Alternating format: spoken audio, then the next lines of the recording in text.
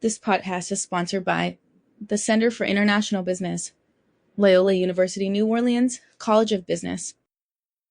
In this episode, we interview Dr. Christina Theodoraki, full professor in entrepreneurship and strategic management at Marseille Graduate School of Management. She's also affiliate professor at the International University of Monaco, advisory board member at the Institute for Development Strategies at the University of Indiana Bloomington. Christina is also a business development manager at the Entrepreneurial Ecosystem Research Network, an ecosystem builder, an incubator expert, editor of Small Business Economics, among many other prestigious academic journals. So in this episode, we will ask Christina what entrepreneurial ecosystems are and how they support the economic development of regions. We will discuss the intersection between entrepreneurial ecosystems and places and how businesses deal with global challenges. Finally, we will ask her about the future of entrepreneurial ecosystems research.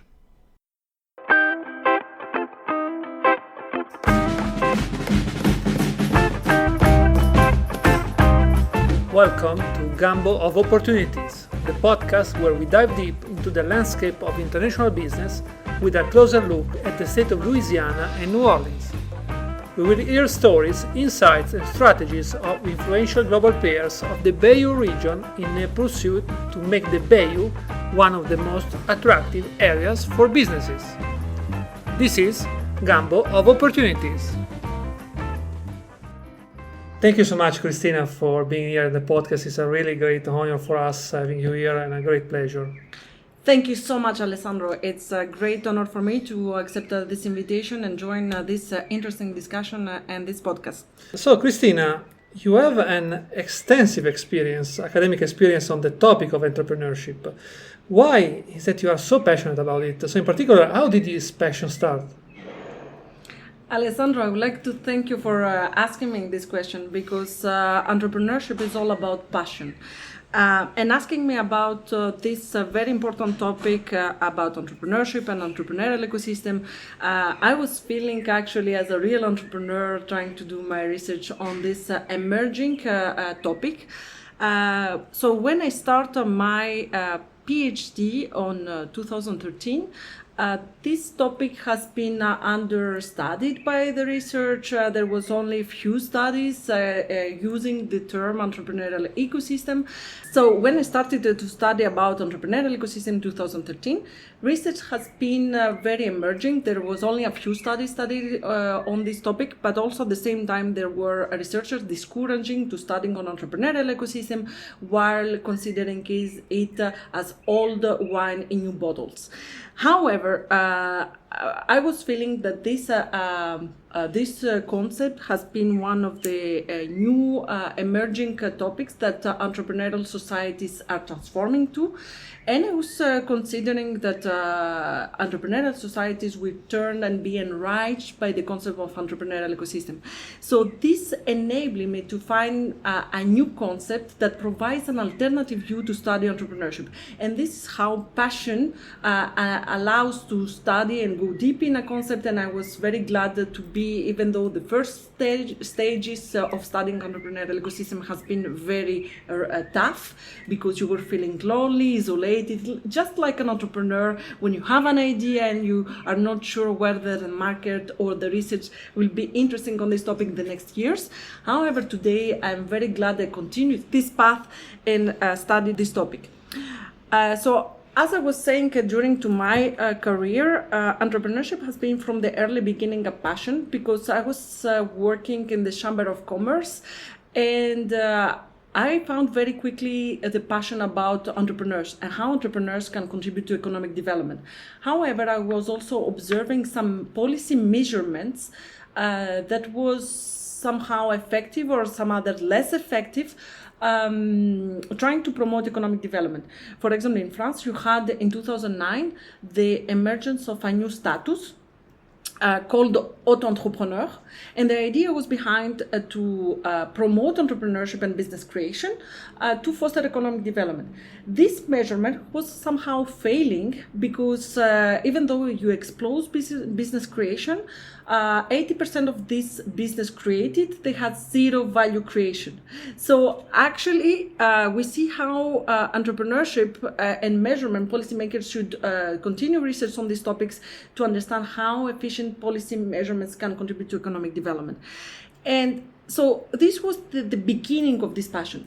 But what made the explosion to convinced me to work on this topic is related to the persons and the role models I was fortunate enough to meet. One of these was my mentor, David Aldrich. So from the early beginning, I had the privilege to meet and go and discuss with entrepreneurship pillars, and they spread me their passion about entrepreneurship. And actually what is very enriching is that all these pillars of entrepreneurship came from other disciplines, because entrepreneurship was not considered as a discipline or a field of research. So they came from different areas, whether economics or psychology or other areas of research, and they shaped entrepreneurship so that young scholars, like the next generations of entrepreneurship scholars, could be identified as entrepreneurship scholars. So we had the ingredients to shape these passionate topics and discover new concepts to study. So for me, entrepreneurship is related to passion to continue to do research on this topic, but also entrepreneurship is also related to taking risks, and taking risk also in research, not only doing research for its own sake, but continue to do research on emerging topic, observing the entrepreneurial society, and identify how we can contribute to the transformation and economic development. Thank you so much, Christina, for sharing your so much interesting pathway to this new concept. And we know how difficult it can be at the beginning once you start working on a different concept. You are one of the few, if not the only one, working on it, and therefore you don't know how much your ideas will be appreciated by the larger community. You don't know how much your paper manuscript will be either considered or not for publication. So it's been really, I'm sure, like a risky decision, but a decision that paid and is paying a lot today. And a quick note to our listener: we will also have the pleasure and the honor to have also David Aldrich here on the podcast. So with both Christina and David, we will be really able to discuss about entrepreneurship and give really interesting points of view about entrepreneurship in academic research, but not just in academic research, but also with strong practical implications. Actually, Alessandro, you are extremely right, because it's very important also to know that entrepreneurship research and research in general is a journey. And I think we have been forgetting this importance, that all the research is taking for moments as entrepreneurs to shaping their journey, entrepreneurial journey, with taking risk, need to be innovative and explore and observe the market and the research and the concept that evolve.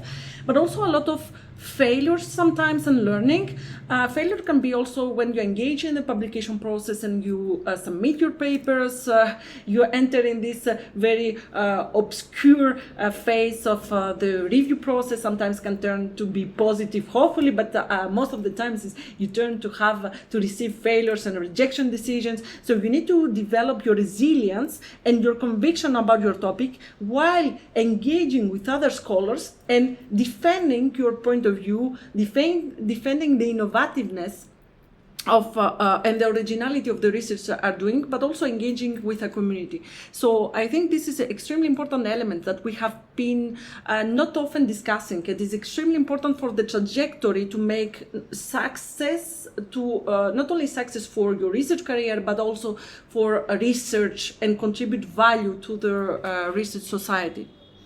Awesome. I agree absolutely. And in particular, within since we are talking about entrepreneurship, your research agenda focuses in particular on understanding the entrepreneurial ecosystems. Terms that we found now today in many researches, and not just in researches, but also in academic professional articles, in news that we can find online. We find this concept really very much often. So, Christina, what are the entrepreneurial ecosystems? Thank you very much, Alessandro, for asking me this very important question. Actually, entrepreneurial ecosystem and ecosystem in general, it's a very popular concept and that we're hearing all more and more from different stakeholders. Can be policymakers, entrepreneurs, researchers. Everyone is talking about entrepreneurial ecosystem and how we can build an ecosystem. So this term has been used as a buzzword. Everyone is talking about, but the main problem that you're raising is that we're lacking ecosystem definition and what we put each one behind this term, ecosystem.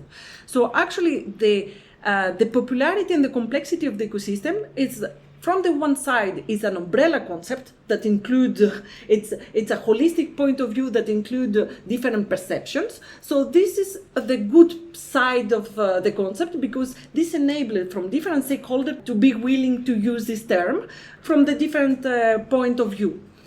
The bad side, I would say, the cutting edge sword of the concept is related to we don't know what we put behind this concept, and the complexity becomes related to the to the multidisciplinary nature of entrepreneurial ecosystems, because ecosystem came from the biology. So we learn about ecosystem as a biological term, explaining areas like a forest. So we have two main components of to define ecosystems from the biology point of view. The one is the biocenosis. So the biocenosis is the living entities, the living parts of the ecosystem, and how they interact between each other. So for the example of the forest, we can find animals and trees. One can eat the other, so the interaction can be sometimes challenging from the alimentation chain. And so we have the biocenosis, and then we have the second element is the biotope. The biotope describes the area, the milieu, in which these living entities operate. So the milieu is the non-living elements describing the characteristic of this area. So this is the main definition from the biology. However, this concept has been introduced in management in 1993 by the work of James Moore in Harvard Business Review, and he used this metaphor to explain how companies interact within each other in a specific area, can be a territory or a place.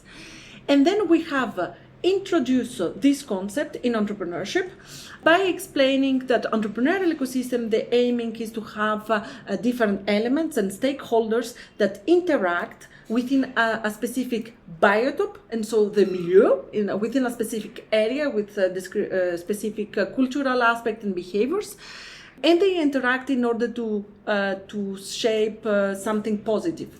For example, Eric Stam would say that the definition of entrepreneurial ecosystem is a set of interdependent actors and factors that are coordinated in such a way to create something positive, like productive entrepreneurship. And we have this notion of the biotope within a specific territory or a milieu. So we found the key elements of this concept, how it has been introduced as a metaphor or analogy in different disciplines. So it depends the viewpoint and the discipline we see to distinguish the more convenient definition of the concept. So the complexity of the ecosystem, to conclude, is that we have actors, living entities, and factors that describe the milieu, and we have all this complex interaction and interdependence between these entities and viewpoints that are shaped within a specific milieu. Awesome, Christina. It's very, very clear and a very interesting concept to bring to attention and to work on. So I hope that really this concept will be picked up and will become even more considered from a multidisciplinary point of view. Now, keeping up and going one step ahead, in particular, I'm thinking about one of your most recent publications. I want to ask you about the study in which you discuss the intersection between entrepreneurial ecosystems and places. I believe actually that you are about to launch a book about it. So can you elaborate more about this intersection? Of course, what the best occasion, if not in a podcast, to also promote your book. But in particular, what I want to ask you is why places are fundamental for spurring entrepreneurial ecosystems. Thank you very much, Alessandro, for raising this very important question. And actually, this was the idea to distinguish how entrepreneurial ecosystem can be related and interconnected to places. What we saw in the previous question is also related to the definition of ecosystem, that the definition is described by elements, actors, and factors that are interconnected, but within a special biotope, within a special area, within a special territory. And actually, we have been mistaken until now in our research, trying to reproduce successful entrepreneurial ecosystem like Silicon Valley or Route 128 in Boston, or even Sophia Antipolis in France. So we have been distinguishing successful entrepreneurial ecosystem that we're trying to incorporate in other places. And actually, this way of thinking, trying to identify successful entrepreneurial ecosystem that became successful in another place, and we're trying to duplicate it in our place, this way, this methodology was not efficient enough and failed. And there we have a very specific research stream that trying to link the definition of entrepreneurial ecosystem, the importance of places and the context, and the different mechanisms that is needed so that the ecosystem become successful and efficient. So we cannot reproduce successful entrepreneurial ecosystem we see in other places in our place. So this was the main idea, to launch a book on entrepreneurial ecosystems, to study how we can build sustainable and successful entrepreneurial ecosystems in specific places. So trying to identify models, tools that we can use in order to acknowledge the specificities of each place, the characteristic of each place, which can be different based on the infrastructure of the place, based on cognitive elements and how each one perceives the ecosystem we are embedded in, but also cultural elements related to education and availability of resources. So this was the main goal of our new book, and I'm very proud to have been participated on this very inspiring project. So we're launching a new book named Entrepreneurial Ecosystems in Cities and Regions: the Past, the Present, and the Future. So the goal of this book, this edited book that is published by Oxford University Press, comprise 28 chapters with over 60 contributors that have been gathered in a collaborative effort across the globe. So we find insights from different places around the world, and we're trying to shape these contributions from the different places in order to structure what was the emergent phase of the entrepreneurial ecosystem, what is the evolution of entrepreneurial ecosystem, and the last section is what is the future of entrepreneurial ecosystem. So these chapters will collectively offer valuable insights from the foundational concepts, the importance of the key players, who are the pivotal players or the leaders of the ecosystem that have a leading role in shaping successful ecosystem, but also we stress the importance of the dynamic nature of entrepreneurial ecosystem. So how these dynamics perform in different places. So in this book, we're trying to gather insights from different case studies around the world and see how different ecosystems in different places operate. So in this book, we're trying to find successful ecosystem, emerging markets, developing markets, how the ecosystem faces different challenges, and how we can create and learn from these different contexts to shape and adapt more efficient to our context. So as David would say, because I'm very delighted to join David Aldrich for the Institute for Development Strategies and the Indiana University in SPIA. In the Institute for Development Strategies, David would acknowledge the importance of place and shape and using entrepreneurship as a strategy of a place. So how we can use entrepreneurship or entrepreneurial ecosystem to shape economic development of places. And in this institute, we are going to acknowledge the importance of the entrepreneurial context. So we have important researchers all around the world. And for example, Frederica Welter in Germany will stress the importance of the entrepreneurial context. And the entrepreneurial context identifies how different places will have different specificities in building the ecosystem. So this book contributes in this discussion and provides case studies around the world to learn from the different contexts.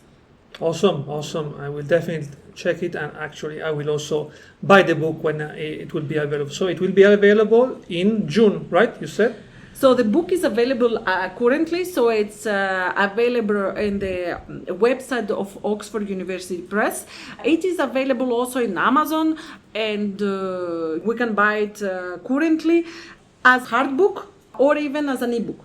So we have different access and it's available online. So in May 2024, we're going to do the book launch in Oxford, but the book you can be purchased currently. Awesome. I will definitely buy it, and I suggest our listener to also considering that if you really want to step things up in terms of how places, so cities and regions, can really be conductive of a good and effective entrepreneurial activity. For your last question, let's stay about this focus on cities and regions. And I also wanted to ask you something that is really dear to me. We know that today cities and regions struggle to find the right ways to face global challenges. In particular, what everyone says today, how are we able to be sustainable today? But cities at the same time needs to provide the best conditions for entrepreneurs to grow. So considering that, what do you think can be the future of entrepreneurial ecosystem research? What can we do as academics to really speak about something that can be picked up by professionals, by politicians, by leaders in places and regions? Thank you very much, Alessandro, for raising this important question. And actually, this is actually the most important question to build successful entrepreneurial ecosystems. And if we go to the definition, the entrepreneurial ecosystem brings around different stakeholders from different perspectives with specific place. And why these stakeholders will gather together, it is around a common goal. And the common goal is to contribute collectively to the growth and economic development of this place. So they should be animated by this common desire to contribute to create more value within the place they are living and they are embedded. So today there is an open call for all civil society and all policymakers and entrepreneurs to create a better entrepreneurial ecosystem in which they are embedded. So create value in their ecosystem and so absorb this value. So naturally, if you contribute to increase the value in the ecosystem you are embedded in, so you can absorb you live in a better ecosystem, and so you can have more value yourself and absorb this value for individual goals also. The main problem is when we have this positive outcome to be around this common goal, at the same time, we need to acknowledge the difficulty that this call for collectivism may increase between the actors. So, for example, different stakeholders have different individual goals. So creating a discussion between the different stakeholders can be a real challenge. And we see sometimes some opportunistic behaviors that can be struggling or afraid to this discussion because some actors may want to attract more attention or more profits on their side. However, we should really stress the importance of this collective will to contribute to the economic development. And actually, we have 6 main challenges or myths that have been pushing to take a wrong decision for the development of the ecosystem. One of these that we were discussing earlier is the Silicon Valley myth. The Silicon Valley myth is trying to reproduce the success of successful entrepreneurial ecosystem in your place. So as we were saying earlier, so we need to change the mindset and not regarding other ecosystem what they did, but trying to to build our own ecosystem with the strengths and the challenges we may face.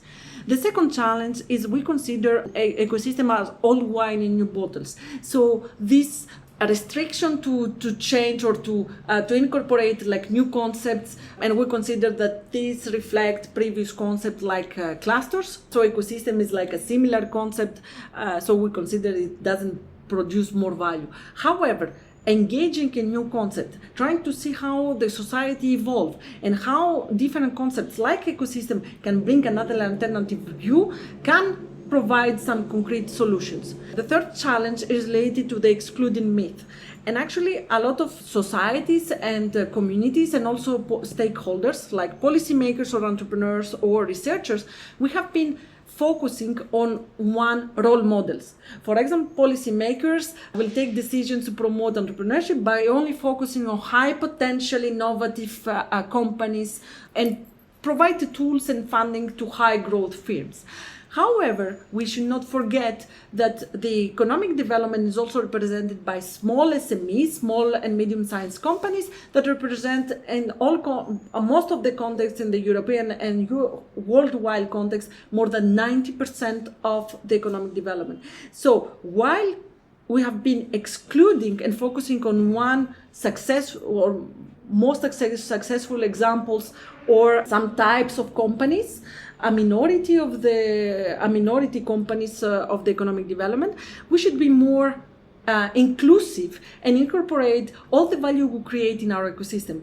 Can be woman entrepreneurship, can be senior entrepreneurship, social entrepreneurship, and so on. So be more inclusive. The fourth challenge is related to equality myth. And what we have been seeing is that most of governments or most of ecosystem are trying to promote equality within the ecosystem. So all the elements are equal. Even though this principle is extremely interesting, however, we need to acknowledge that in an ecosystem, you don't need to provide equal value, but you provide value in your ecosystem. So each one can contribute to be part of this ecosystem, not in the same way, but it's presence in the ecosystem and support is extremely important.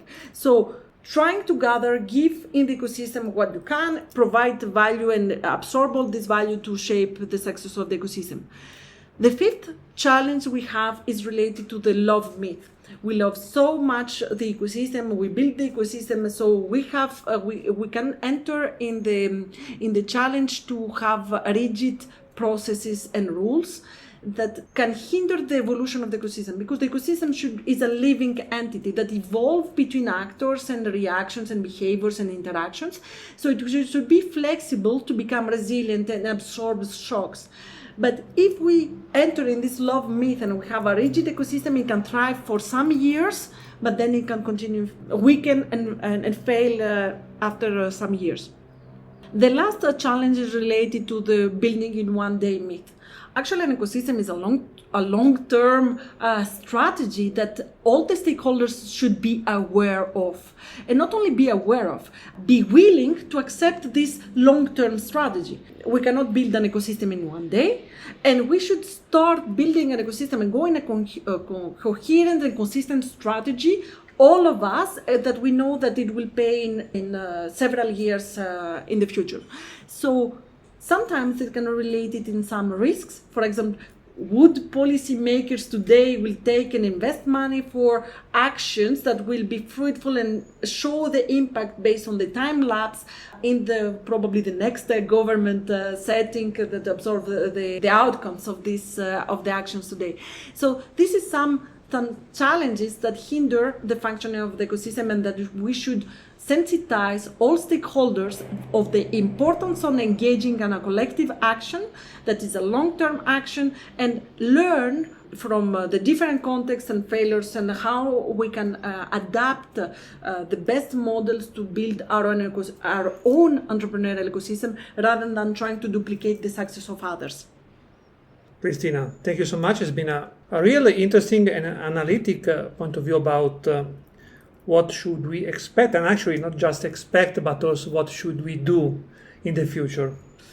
So actually in the future, thank you for asking me this question, is related to the sustainability. For me, the main challenge that we need to face, and this is also a call for the next era of entrepreneurial ecosystem research. So until now, research on entrepreneurial ecosystem have been focusing in the configuration of ecosystems, how we define it, what is the elements and the composition of the ecosystem, and how they interact in a dynamic way. So this we can characterize it as the first era of entrepreneurial ecosystem research. However, we need to continue innovate and learn more about the complex functioning of ecosystem and what we can learn from different places to enrich our research models and see how it perform in building entrepreneurial and sustainable communities. So this is a call for policymakers to embrace this research and trying to connect the research and the practice worlds. So this is one of our major incentive, and we need to foster for promoting economic development and also show the importance of research and how it can be implemented and applied directly to the policy-making decision and entrepreneurs and economic development policies. So the main model is not only to build a successful entrepreneurial ecosystem, but the next era of ecosystem research should focus on the sustainability of the ecosystem. Not only build a successful ecosystem, but mainly how we can make it sustainable, continue to evolving over time. Because some places have been spent the resources to build successful entrepreneurial ecosystems, and some years later they failed. So how we can maintain this economic development to have a loop of sustainability and optimization of resources. So we have identified three main key elements to continue this evolving sustainability loop for ecosystems. The first recommendation is what we were talking earlier, not focusing on the success of Silicon Valley, but mainly is adaptability to the local specificities. So trying to identify what's the strength, the weaknesses, the mentality, the cognition, the behaviors within the ecosystem we are embedding in. The second recommendation is trying to adapt the most suitable governance. And that is research challenging. We should more go in a top-down governance, or we should more favor a bottom-up governance. However, even though we have school of thoughts favoring top-down or bottom-up governance, I think entrepreneurial ecosystem governance should be more flexible, hybrid. It depends on the specificities of the places. We can identify some places adopting top-down, others that can adopt bottom-up, and based on the specificities of each place, each of these governance can be a success or a failure. But beyond of that, I think we have a dynamic process of governance related to the transformation and evolution of the ecosystem. For instance, we can imagine that in the emergent phase of the ecosystem, we can expect a top-down governance that later on, once the ecosystem is established, we can turn to a more bottom-up or even hybrid, alternate modes of governance. So it's very important, this leadership role and governance role within the ecosystem. And the third key element and recommendation, and this is elements for success and sustainability of the ecosystem, is to identify the best ecosystem strategy. Not only for the ecosystem, the strategy of the ecosystem. Do we want to build an ecosystem, and how we want to, what is the outcomes of the ecosystem we expect? But at the same time, each player, which strategy we should implement to better navigate in the ecosystem and make it more efficient and sustainable. So if each actor has a more suitable ecosystem strategy and take more advantage of the ecosystem and also contribute back to the ecosystem development, so we can accumulate these outcomes of each actors and also contribute to a better functioning of the ecosystem. So we need to this adaptability, awareness of what is the ecosystem, how we can work and create value with and within the ecosystem and also absorb this value, which governance is more suitable, which is the local setting, and what strategy we implement. So this creates a sustainability loop that can be also fostering the sustainable development goals that can be grouped in the framework of ESG framework, fostering the environmental, social, and governance elements of the ecosystem. And also not only building the ecosystem based on the environmental, social, and governance elements, but also have an expectation in the outcomes serving the Sustainable Development Goals. Thank you so much, Christina. A really awesome treat to discuss about entrepreneurial ecosystems, a connection between entrepreneurial ecosystem and places, and about the future of places through entrepreneurial ecosystem framework. Thank you so much for being here. It's been a really pleasure, and I hope that also people that are listening to the podcast will eventually consider buying your book, because I really think it will be a great resource for not just for academics, but in particular for practitioners, in particular for those who really care about supporting entrepreneurial systems, supporting entrepreneurial ecosystems, and supporting the development and sustainable development future of their own places. So thank you again, Christina, for being here with us today, and good luck with your so much interesting research about entrepreneurial ecosystem. Thank you very much, Alessandro, for the kind invitation. I'm delighted that you find interesting also this point of view, this research, this book. Also, I hope that our listeners enjoy and find valuable this discussion. And also, my last comment and advice to our listeners is that we can become ecosystem builders in our society today. So start by acting and take action and be an element of our ecosystem and take leadership in promoting and working, contribute value in our ecosystem. So be an ecosystem builder today. Thank you for listening to Gamble of Opportunities, the podcast about international business of Southern Louisiana and New Orleans. Huge thanks to Farah, Oban, and all the staff involved for making this podcast possible. The music is New Orleans jazz guitar music by The Music Hive.